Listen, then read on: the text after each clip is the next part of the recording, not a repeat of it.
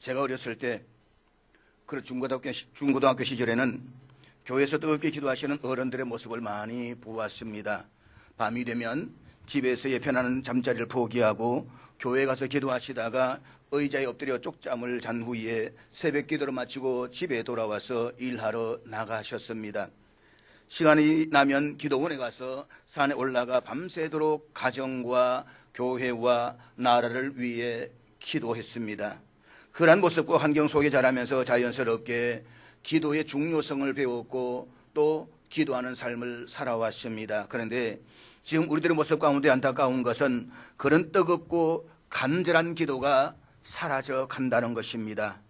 그리스도인들의 신앙생활에서 가장 중요한 것이 기도 생활이고 또 마땅히 기도를 해야 하는데도 불구하고 오늘의 많은 그리스도인들은 기도하지 않습니다.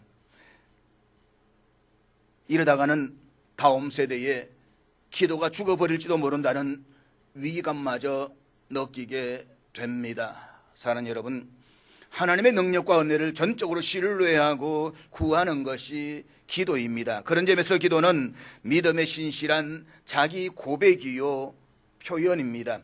기도하지 않는다는 것은 결국 하나님의 능력과 은혜를 신뢰하지 않거나 바라지 않는다라고 보아야만 할 것입니다. 그런 신앙은 입술로는 하나님을 믿는다라고 말하지만 정작 하나님과 전혀 무관한 인본주의적 신앙이라고 말해야 할 것입니다. 한마디로 기도가 없는 그리스도인들은 불신자와 다를 바가 없다는 것입니다. 우리는 기도로 우리의 마음을 하나님께 드리고 기도하며 하나님의 음성을 듣습니다. 그리고 기도를 통해서 하나님의 뜻이 이 땅에 이루어지도록 합니다. 우리가 그렇게 기도하는 목적은 하나님과 생명을 나누며 인격적인 교제 속에서 기도에 대한 하나님의 응답을 듣기 위해서입니다. 성경에는 분명히 하나님은 우리의 기도를 들으시며 반드시 응답하신다라고 약속하고 있습니다. 우리가 이 사실을 정말로 믿는다라고 한다면 구하고 두드리고 찾으십시오. 우리가 그렇게 기도하는 것은 하나님의 능력과 은혜를 전적으로 신뢰한다는 믿음의 고백입니다. 그리고 기도가 성도들에게 가장 강력한 무기이기 때문인 것입니다. 그런데 성도들 기도 생활에서 중요한 것은 자신만을 위한 기도가 아니라 많은 제사장으로서 다른 사람들을 위해서 기도하는 것입니다. 하나님의 자녀가 되어 그리스도의 이름으로 하나님께 나아갈 권세를 얻은 성도들은 이웃과 형제를 위해 하나님께 기도해야만 합니다.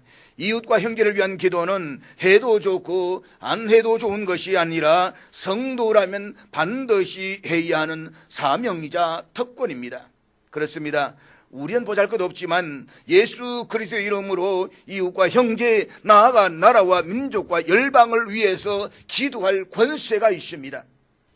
우리가 이 사실을 믿음으로 받아들인다고 한다면 이웃과 나라와 민족을 향한 기도를 쉬지 말아야만 합니다. 무엇보다도 내가 살고 있고 우리의 후손들이 살아가야 할 이 땅과 우리 나라를 위해서 기도해야만 합니다.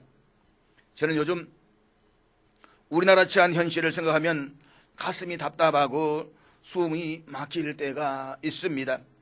장차 이 땅에 살아갈 우리의 아이들과 후손들을 생각하면 저들이 앞으로 이 땅에서 어떻게 살아갈까라는 염려와 걱정이 떠나지를 않습니다.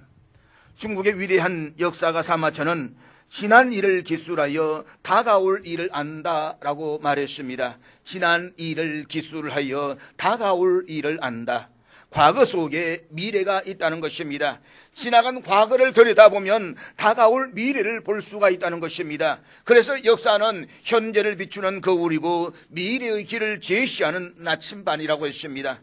역사를 반면교사로 삼아야 한다는 것입니다. 지금 우리나라는 체제 전쟁 중입니다. 자유민주주의 시장 경제 체제가 유지될 것인가 아니면 사회주의 체제로 바뀔 것인가. 지금 좌우 진영으로 나누어져 치열하게 싸우고 있는 모습은 19세기 초 구한말의 상황이고 1945년 해방 전후의 상황입니다. 지금으로부터 구한말은 140여 년 전이고 해방은 76년 전의 일입니다. 그런데 그때나 지금이나 좌우 진영으로 분열되어서 치열하게 싸우는 모습은 하나도 달라진 것이 없습니다. 그리고 그 피해는 백성들이 고스란히 다 짊어져야 한다는 것입니다. 1945년 제2차 세계대전이 끝나고 많은 나라들이 식민지에서 벗어나 해방되었습니다. 그런데 당시 해방된 나라들 가운데 자유민주주의 시장 경제 체제에서 빈곤을 물리치고 세계 경제 대국이 된 나라는 우리나라 대한민국이 유일합니다.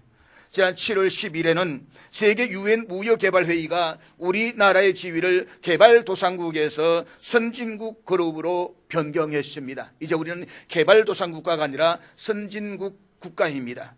1964년 유엔 무역개발회의가 창설된 이래 개발도상국에서 선진국으로 그 지위가 변경된 나라는 우리나라가 처음입니다. 우리나라는 세상 어느 누가 봐도 말도 되지 않는 그런 경제성장을 짧은 시간 안에 이루었습니다. 그런데 자유민주주의 체제에서 70년 동안에 이루어 놓았던 대한민국이 까딱 잘못하면 붕괴될 수도 있다는 풍전등화 같은 위기에 놓여 있습니다. 세계에서 실패하고 무너진 사회주의 사상이 우리나라에서 오히려 더 기세를 놀리면서 좌우 이념 논쟁으로 치열하게 싸우고 있습니다. 어느 나라, 어느 시대를 막론하고 좌우 대립이 존재해 왔습니다. 그러나 그들은 국가와 국민을 위한 이념 대립이었습니다. 그렇지만 우리나라에서 벌어졌었고 벌어지고 있는 좌우 이념 대립은 국가와 국민을 위한 것이 아니라 자신들의 헤게모니를 차지하기 위함에 있을 뿐인 것입니다.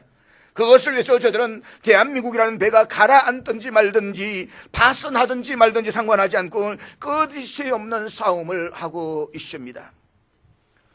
우리 역사를 객관적 사실에서 조금만 이해를 하고 들여다보면 140년 전에 구한말이나 해방 전후나 지금이나 다를 것이 하나도 없는 위기의 상황이라는 것을 알 수가 있습니다. 다른 것이 있다고 한다면 그때는 지독하게 가난했었다고 한다면 지금은 세계 10대 경제 대국이라는 것입니다. 그런데 쌓아 올리기는 어려워도 무너뜨리는 것은 한순간입니다. 필리핀을 보십시오. 필리핀은 70년대 초까지만 해도 아시아의 진주로 불렸던 부국이었습니다. 당시는 일본에 이은 아시아 최고의 모범 국가였습니다. 당시 세계은행이 미래 성장 대국으로 꼽았을 만큼 희망이 넘치는 국가였습니다. 그렇지만 오늘의 필리핀은 아시아의 병자라는 오명을 얻을 정도로 가난한 나라로 전락했습니다.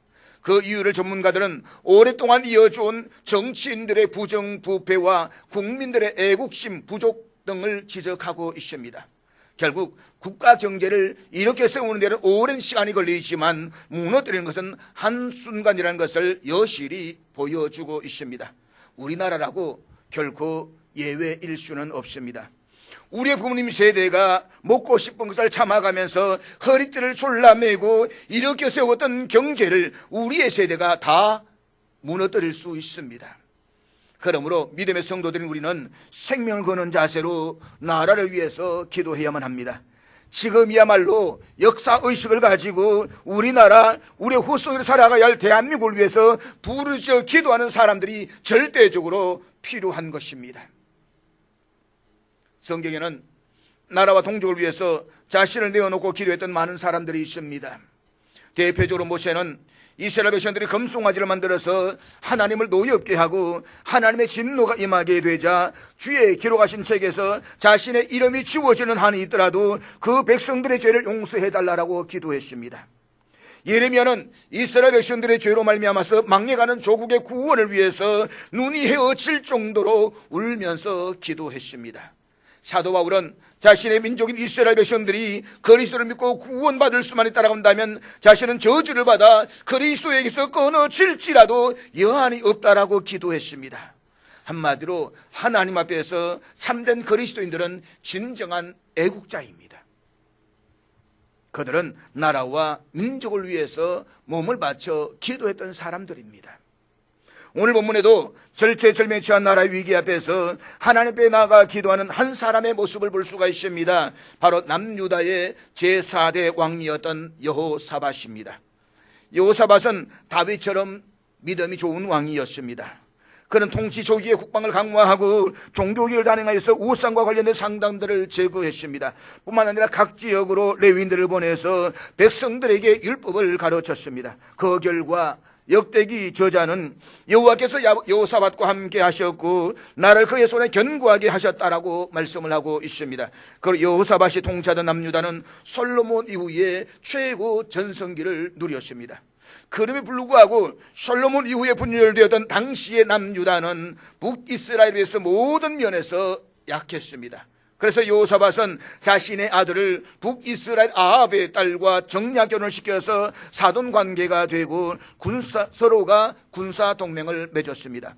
그렇게 함으로써 그는 북이스라엘에 인한 위협을 사전에 차단하고자 했을 것입니다.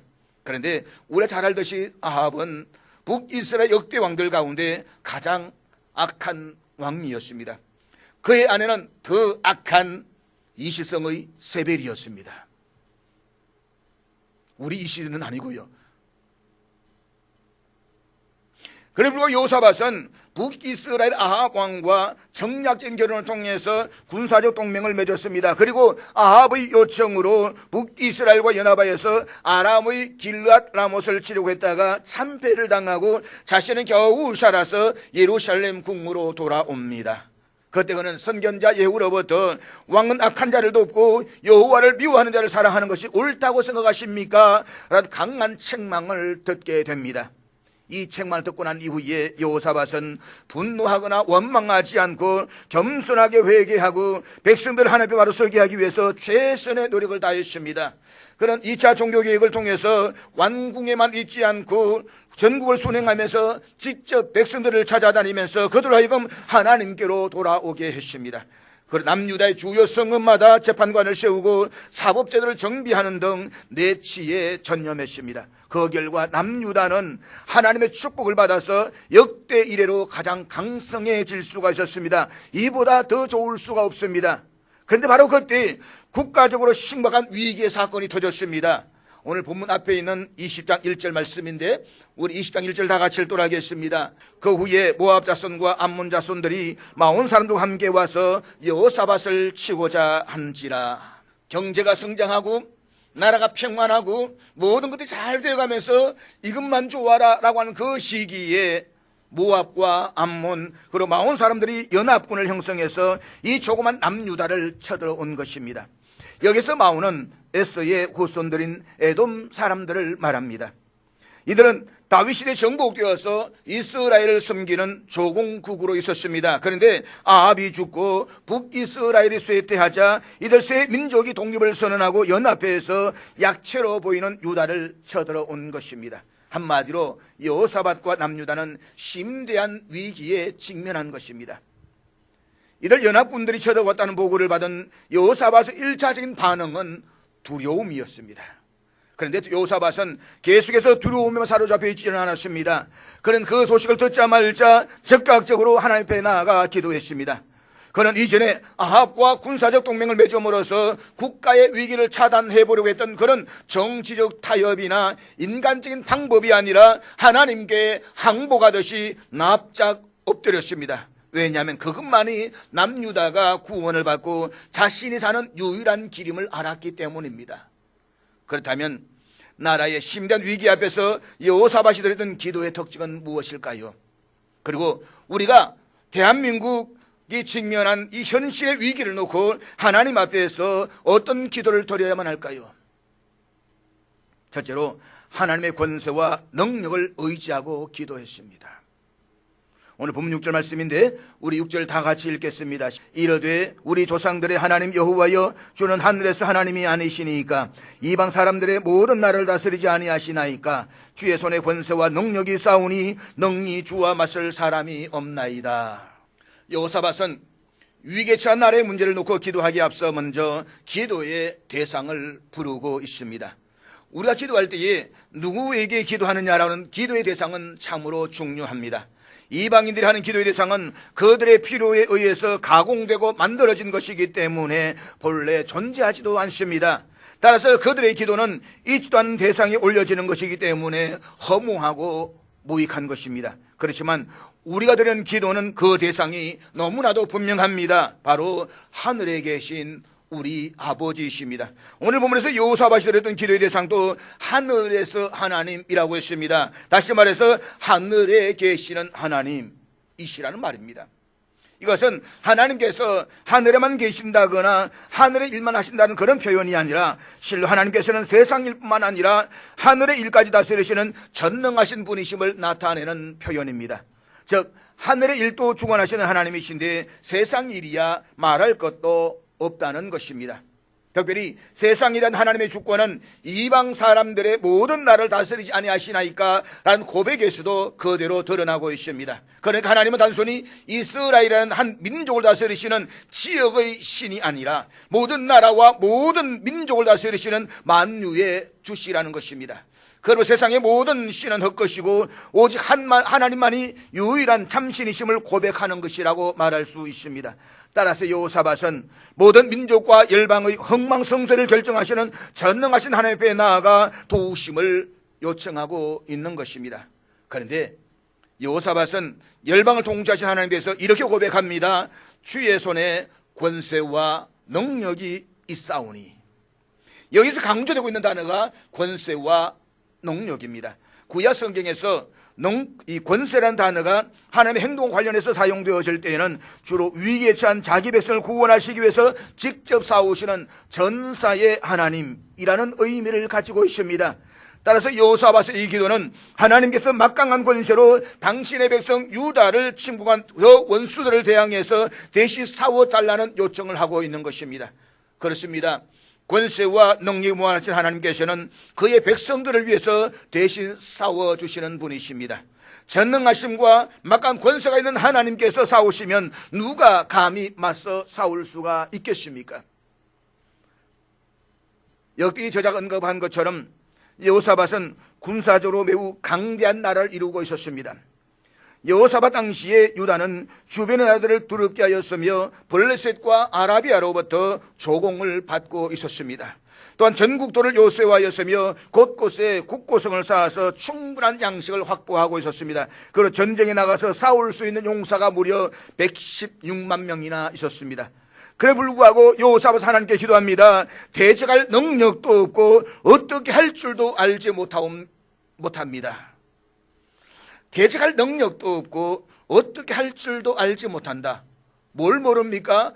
116만 명의 군사가 있고 이미 충분한 양식도 가지고 있고 모든 전력이 준비되어져 있습니다. 나가서 싸우면 되는 것입니다. 그가 이렇게 기도하는 것은 자신이 전쟁에 무능하거나 전쟁을 치를 군사력이 없어서가 아닌 것입니다. 이것은 전쟁에 있어서 더 이상 힘의 철학에 지배되어서는 안 된다는 마음을 가지고 하나님만을 의지하겠다는 믿음의 고백인 것입니다. 본문에서 주는 이란 히브리어는 바로 당신이야말로 라는 뜻을 가지고 있습니다. 그러니까 하늘에 계신 바로 당신이야말로 모든 신들 중에 신이라는 것입니다. 그리고 이 전쟁을 이기게 하실 분은 바로 당신 하나님이시다 이 말입니다. 하나님께서도 이 사실을 인정하셨습니다. 그래서 하나님께서는 전쟁은 여호와께 속한 것이며 전심으로 하시는 의지하는 자와 함께 하시는 분이심을 말씀하십니다. 하나님께서는 모압을 중심으로 한 연합군의 세력이 아무리 크고 숫자가 아무리 많다라고 할지라도 전혀 두려워하거나 놀라지 말라고 말씀하십니다. 왜냐하면 이 전쟁은 하나님께 속한 것이기 때문입니다. 그리고 하나님 함께 하시기 때문입니다. 따라서 이 전쟁은 반드시 이길 것이라고 말씀을 합니다. 사랑하는 여러분, 바로 이 사실이 우리 하여금 하나님께 엎드려 기도하게 하는 것입니다. 많은 사람들은 강한 국방력이 이 땅을 지켜줄 수 있다고 생각을 합니다. 그러나 기억하십시오. 우리 하나님께 기도를 해야 하는 첫 번째 이유는 하나님만이 세상 모든 나라들의 하나님이시기 때문입니다. 우리 하나님은 세상에 있는 어떤 자들보다 어떤 신들보다 위대하시고 전능하신 분이십니다. 위대하심과 권능과 영광과 승리와 위엄이 하나님께 속했다라고 했습니다. 그럼 우리는 나라의 문제와 위기를 가지고 도움을 요청할 수 있는 분은 오직 하나님밖에 없다는 사실을 믿으시기를 주의 이름으로 축복합니다. 그리고 우리나라 대한민국을 위해서 기도해 주십시오. 둘째로 하나님의 언약의 말씀을 기억하며 기도했습니다. 오늘 본문에서 여호사밧이 드렸던 기도의 대상은 우리 조상들의 하나님 여호와이십니다. 여기서 우리 조상들은 히브리인들이 자신들의 선조로 생각하는 아브라함과 이삭, 야곱을 염두에 둔 고백입니다. 하나님께서는 이들과 더불어 언약을 맺으시고 그의 후손들을 자기 백성으로 선택하셔서 가나안 땅을 기업으로 오셨습니다. 따라서 여호사밧이 조상들 하나님 여호와여라고 부른 것은 하나님의 언약의 말씀을 기억하면서 하나님이 아브라함의 후손들 기업으로 주신 이 땅을 이방 민족들이 점령하려고 하기 때문에 지켜달라고 기도하고 있는 것입니다. 여호사밧은 지난 역사를 돌이켜보며 이 전쟁의 성격을 규명하고 있습니다. 여호사밧은 하나님께서 아브라함과 맺은 언약의 결과로 오늘날 이 땅을 하나님께서 유다 백성들이 주셨음을 고백하고 있습니다. 그리고 이 땅에 여호와의 이름을 위하여 성소를 세웠다고 말하면서 본문 9절에서 그 언약을 다시 한번 상기시키고 있습니다. 본문 9절 말씀 우리 한번 다시 보도록 하겠습니다. 이 기도는 여호와께서 솔로몬에게 주신 약속에 근거한 것입니다. 하나님께 이전에 솔로몬이 성전을 완공한 후에 그대 백성들이 성전에서 부르짖으며 들으시고 구원하실 것이라고 약속하신 바가 있습니다. 지금 여호사밧은 철저하게 하나님의 그 언약의 말씀에 근거해서 기도하고 있는 것입니다. 일반적으로 언약은 서로 간의 신뢰를 바탕으로 맺은 약속입니다. 따라서 언약은 결코 파기할 수도 없고 파기해서도 안 됩니다. 그렇지만 인간과의 언약은 환경에 따라서 변질되기도 하고 마음먹기에 따라 쉽게 파기하기도 합니다. 그렇지만 하나님께서 인간과 맺으신 언약은 결코 변하거나 파기되지 않습니다.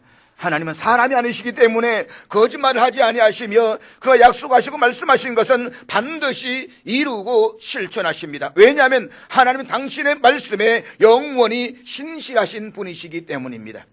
하나님은 당신이 말씀하신 것은 천지가 사라지는 한이 있더라도 반드시 지키십니다. 그럼 우리는 하나님의 약속의 말씀을 붙잡고 나아가 기도해야만 합니다. 그리고 하나님 언약의 말씀을 붙잡고 기도를 드림으로써 응답받는 기도의 사람이 다 될 수 있기를 주의 이름으로 축복합니다. 여호사밧은 한 걸음 더 나아가 지금까지 하나님께 주권하신 역사를 되돌아보고 있습니다. 출애굽 당시 하나님께서는 모압과 암몬과 에돔을 공격하지 말라고 말씀하셨습니다. 그것은 그들이 이스라엘의 친족이었기 때문입니다. 모압과 암몬은 아브라함의 조카 롯이 두 딸과의 사이에서 태어난 후손들입니다. 에돔은 야곱의 형인 에서의 후손들입니다. 그럼에도 불구하고 이 나라들이 동맹을 맺고 여호와의 성전이 있는 유다를 공격한다는 것은 있을 수가 없다는 것입니다. 그것은 여호와에 대한 반역이며 여호와께서 아브라함과 맺은 언약에 따라서 약속의 자식에게 주신 기업을 노력하는 일은 당연히 여호와의 징계를 받아야 한다는 것입니다. 이 사실은 여호사밧이 역사를 바르게 해석하고 있을 뿐만 아니라 그것을 근거로 현실을 바로 보고 있었다는 것을 우리에게 말해주고 있습니다. 그리고 하나님께서 조상들과 언약하신 그 말씀을 붙잡고 지금 기도하고 있는 것입니다. 이것이 우리에게 주는 교훈은 모름지기 그리스도인은 역사에 대한 올바른 이해와 인식을 가지고 있어야 한다는 것입니다. 그렇습니다. 우리가 그리스도인이라고 한다면 편협된 이데올로기적 사관이 아닌 하나님의 구원과 섭리의 눈으로 우리의 역사를 바라볼 수가 있어야만 합니다. 우리나라는 110여 년 전에 극심한 분쟁으로 망했던 나라였습니다. 500년의 유관 역사를 가졌던 나라가 안으로부터 썩어지고 망해서 일본의 식민지가 되었습니다. 일본과 전쟁에서 져서 망한 나라가 아닙니다. 이미 안에서 썩어지고 망했던 나라였습니다. 그것을 일본이 주워 먹느냐, 러시아가 주워 먹느냐, 청나라가 주워 먹느냐, 그래서 그들은 청일전쟁, 로일전쟁을 이 땅에서 벌였던 것입니다. 이 나라를 거저 주워 먹기 위해서 말입니다. 그때 망해버린 나라의 독립을 위해서 몸부림치며 하나님께 부르짖어 기도했던 것이 이 땅의 교회의 성도들이었습니다. 1919년 3.1 독립만세운동에 가장 앞장섰던 것도 교회와 성도들이었습니다. 때문에 3.1 운동이 진정되고 난 후에 그 중심에 교회와 기독교인들이 있었다는 것을 알고 일본은 교회와 기독교인들을 극심하게 핍박했습니다. 그 대표적인 것이 수원의 제암리 교회였습니다. 그 이후에 많은 그리스도인들이 만주로, 러시아로, 미국으로 흩어져서 나라의 독립을 위해서 싸웠습니다.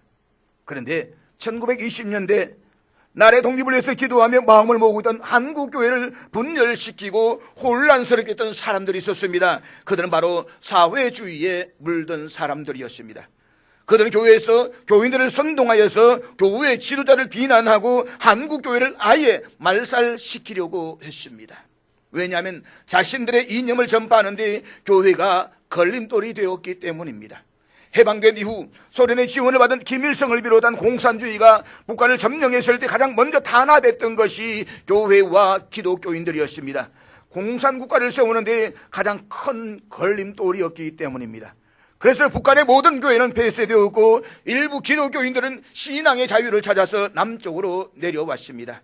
그렇지 않은 사람들은 신앙을 포기하거나 그곳에서 죽창 등으로 끔찍하게 순교를 당해야만 했습니다. 사실 개인의 자유를 중요시하는 자유민주주의의 터전을 놓았던 것은 종교개혁입니다. 반면에 마르크스의 사회주의는 유물사관을 주장합니다.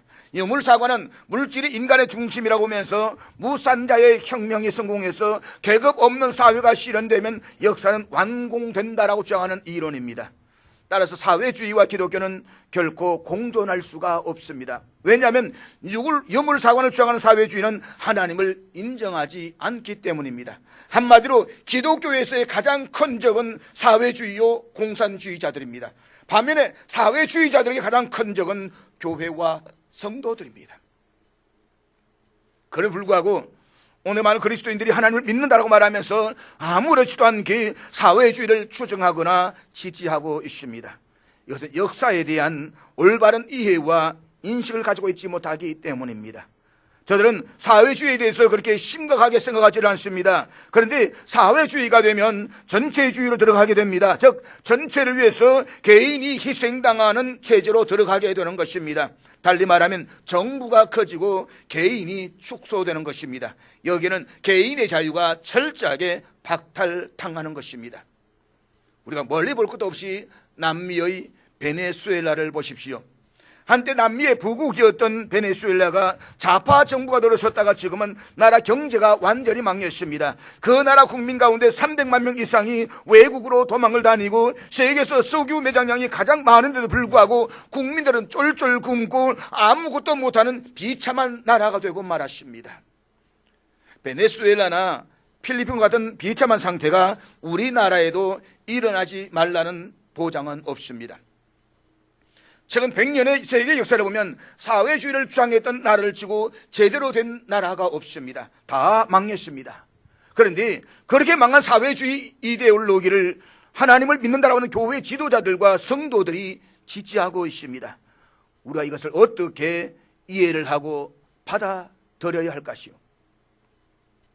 종교개혁자 마르틴 루터는 이런 유명한 말을 남겼습니다. 죽음에 이르기까지 복음을 믿으며 죽음 후에도 더욱 독일인이기를 원하노라.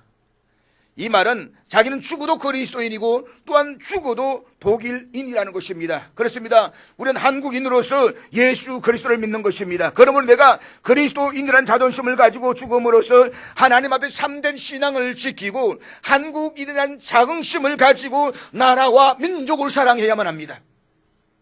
우리는 죽어도 그리스도인이요 죽어도 대한민국 사람인 것입니다. 우리가 없다면, 우리나라가 없다면 우리도 없습니다. 우리나라가 자유민주주의 국가가 아니었다고 한다면 이 땅에서의 바른 신앙생활도 할 수가 없습니다. 우리나라는 자유민주주의 경제체제에서 오늘 이만큼 성장할 수가 있었습니다. 잊지 마십시오. 우리는 그리스도인인 동시에 우리는 한국인입니다. 그럼 우리는 주 앞에 서서 주께 부르짖은 적 들으시고 구원하시라는 하나님의 언약의 말씀을 붙잡고 우리나라 대한민국을 위해서 기도해 주시기를 주의 이름으로 축복합니다. 셋째로 함께 합심하여 드리는 기도였습니다. 오늘 앞제 본문 3절 한번 같이 보도록 하겠습니다. 여호사밧이 두려워하여 여호와께로 낯을 향하여 간구하고 온 유다 백성에게 금식하라 공포하매. 여호사밧이 훌륭했던 점은 그가 위기의 순간에 하나님께 엎드려 기도할 줄 알았다는 것입니다. 그는 자기 앞에 펼쳐진 절대적 위기를 하나님이 자신에게 기도하라는 경고의 메시지로 받아들였습니다. 그래서 그는 하나님께 기도했습니다. 그런데 여호사밧은 자신만 기도한 것이 아니라 온 나라의 검신령을 내리고 유다 모든 백성들 하여금 기도에 동참하도록 요청합니다. 그래서 13절에 보면 그때의 모든 백성들이 다 함께 모였다라고 했습니다. 국가적인 위기는 모든 사람들을 포함하는 것이기 때문에 예외가 없습니다. 그래서 유대 모든 남자들이 자기 아들의 아내와 또 아들들 그리고 심지어 아주 어린 아이들까지 다 데리고 모였습니다. 그리고 저들은 합심하여서 기도했습니다. 사랑하는 여러분, 지금은 우리가 기도를 모아야 할 때입니다. 개인적인 기도야 개별적으로 기도한다고 말하지만 교회나 나라의 문제는 합심하여서 함께 기도할 필요가 있습니다. 구국기도가 그와 같은 것입니다. 코로나19로 인해서 사회적 거리를 두려워하면서 모일 수 없다라고 해도 예배 시간 함께 기도할 수가 있고 새벽 기도와 저녁 기도에서 함께 모여 기도할 수가 있습니다. 잊지 마십시오. 지금은 어느 때보다도 더 우리의 기도가 필요한 때입니다. 우리나라는 지금 여러 가지로 위태롭고 어려운 시련에 직면해 있습니다. 영적으로 생각해도 초비상시기인 것 같습니다. 지금 포괄적 차별금지법이 국회에 상정되어져 있습니다. 이것은 동성애를 비롯한 성소수자들 행위를 합법화하고 반대하는 사람들을 범죄자로 만들겠다는 것입니다. 이 법이 통과되면 동성애를 반대하는 교회는 범죄 집단이 될 수밖에 없습니다. 여러분, 우리는 동성애자를 미워하는 것이 아닙니다. 동성애를 미워하는 것입니다. 동성애자를 저주하는 것이 아니라 동성애 자체를 거부하는 것입니다. 그런데 제가 오늘 이 설교를 했다고 한다면 만약에 법이 통과되면 1,000만 원이나 1년 이하의 징역으로 들어가야만 합니다. 아마 1년 동안 제가 여러분들을 못 볼는지도 모르겠습니다. 이걸 또 이행하지 않으면 3,000만 원의 강제 이행금을 내야만 합니다. 우리는 이 법이 통과되지 않도록 마음을 모아야 하고 또 기도해야만 합니다. 사랑하는 여러분, 우리나라 속에 기도가 끊어지고 우리를 위해서 기도하는 소리가 끊어지면 우리나라는 망하는 것입니다. 불이 꺼지는 것입니다. 불이 꺼지면 이 땅에는 어둠의 세력들이 더 세게 일어날 것입니다. 그렇지만 우리가 기도할 때에 창조의 문이 열리게 될 것입니다. 죽어가던 영혼들이 살아나게 될 것입니다. 잠자던 영혼들이 깨어나게 될 것입니다. 어두운 곳에 빛이 비추어질 것입니다. 무기력한 곳에 힘이 생겨날 것입니다. 그리하여서 하나님께서 우리의 기도를 들어주시고 이 땅을 회복시켜 주심과 아울러서 영적으로 세계를 다스리는 제사장 나라가 되게 해 주실 줄로 믿습니다. 우리나라의 역사를 한번 되돌아보십시오. 정말 어느 때에는 망하는 나라 같았으나 흥했습니다. 무명한 나라 같았으나 유명했습니다. 없는 나라 같았으나 부유했습니다. 안 되는 나라 같아서나 결과적으로는 잘 되었습니다. 정말 오뚜기 같던 나라는 생각이 듭니다. 그렇게 될 수 있던 것은 우리의 조상들이 교회와 골짜기에서 눈물 흘려 부르시던 기도가 있었기 때문입니다. 하나님께서 그 눈물을 보시고 우리나라와 한국교회에 긍휼을 베풀어 주시고 이만큼 잘 사는 나라가 되게 해 주셨습니다. 그런데 하나님의 긍휼하심을 입고 복받은 우리나라가 지금 위기에 직면해 있습니다. 우리나라가 더 심각한 위기에 직면하지 않도록 우리는 합심해서 기도해야만 합니다. 위기를 위기로 깨닫지 못하면 결국 망할 수밖에 없는 것입니다. 망하기 전에 그리스도인으로서 나라가 올바른 방향으로 나아갈 수 있도록 기도해야만 합니다. 사랑하는 여러분, 우리나라 대한민국은 우리만 잘 살다가 끝나도 좋은 그런 나라가 아닙니다.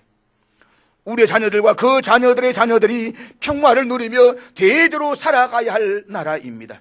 여러분은 우리의 후손들에게 어떤 나라를 물려주고 싶으십니까? 자유가 박탈당한 채 먹을 것이 없어서 쫄쫄 굶는 가난한 나라를 물려주고 싶으십니까? 아니면 어느 날 아들이 어떤 남자를 데리고 와서 엄마 며느리 될 사람 데려왔어 라고 그런 나라를 물려주고 싶으십니까? 지난주에 어떤 제자 목사님이 제게 왔습니다. 같이 식사를 하고 차를 마시다가 이런저런 이야기하다가 언젠가 자기 아는 목사님들과 토론을 하는데 상당 목사님들이 동성애를 지지하더라는 것입니다. 그래서 이 목사님이 너무 흥분해가지고 울분에 차가지고 동성애는 기독교적이 아니다 반성경적이다라고 했더니 이 목사님이 동성애를 그렇게 지지해 또 하더랍니다. 너무너무 화가 나가지고 이 목사님이 이렇게 물었다고 합니다. 목사님의 아들이 어느 날 남자를 데려와서 엄마 며느리야 라고 말하면 받아주시겠습니까? 라고 이 목사님 흥분하면 그거는 사실이 아니잖아요 라고 하면 성분하면서 이야기를 하더라는 것입니다. 내 아들이 동성애가 되는 것은 반대하고 남의 아들이 동성애 되는 것은 찬성하십니까? 이런 도둑놈이 어디 있습니까? 그런 부모는 아무도 없을 것입니다. 그 다음에 지금이라도 정신을 바짝 차리고 나라와 민족을 위해서 기도해 주시기를 바랍니다. 그리고 투표와 합법적인 방법으로 우리의 결연한 의지를 보여줄 수가 있어야만 합니다. 거짓되고 부패한 이리 왔던 사건들에게 우리나라를 맡길 수는 없습니다. 그러므로 하나님을 신뢰하고 바르고 정직한 위정자들이 하나님의 마음으로 우리나라를 이끌어갈 수 있도록 기도해 주시기를 바랍니다. 기도하는 한 사람이 기도하지 않는 민족보다 훨씬 더 강합니다.